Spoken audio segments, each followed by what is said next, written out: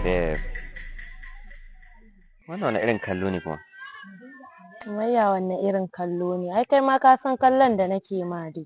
To ban yi kyau bane ba? Me ya kai kyau? Kyau a ina? Duk wannan duk tsada kayan nan za su kici ban kyau ba. Me wannan buhun ne da tsada wannan buhun kayan?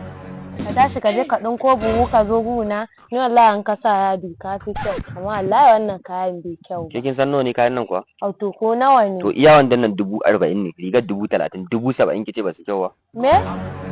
Ma gaskiya ka cika asararre.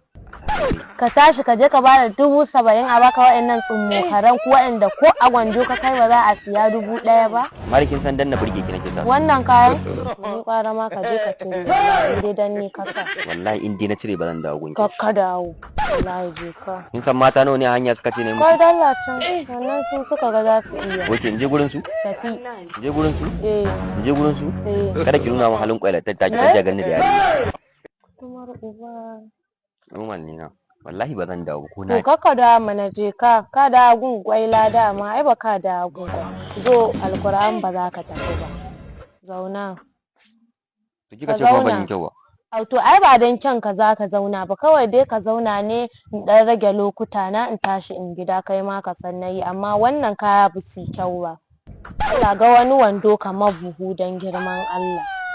Wallahi ba su kyau. Gaskiya to na tabbatar da cewa wallahi kwata ke baki zama waye ba ki waye ba wallahi. To yanzu wannan kayan ba su ake yayi ba. Ba su ake yayi ba yanzu. Wannan abai ba dan. Ka je ka tashi hannu sai mutum 80 su shiga wandan nan ko ni kaɗan daɗa muskuta aka zira ni sai na shiga. Haka ana ganin kamar wise amma he baki ba wise ba komai in dai dan ta wannan sabgan ne ka waye na ya ga aljihun. Da Allah tambara. Ni gayyace wa dalla. Ya dan gama sa kuɗi sai kake zo kin ga mu wannan. Wallahi busi kyau ba sai dai ka kashe ni.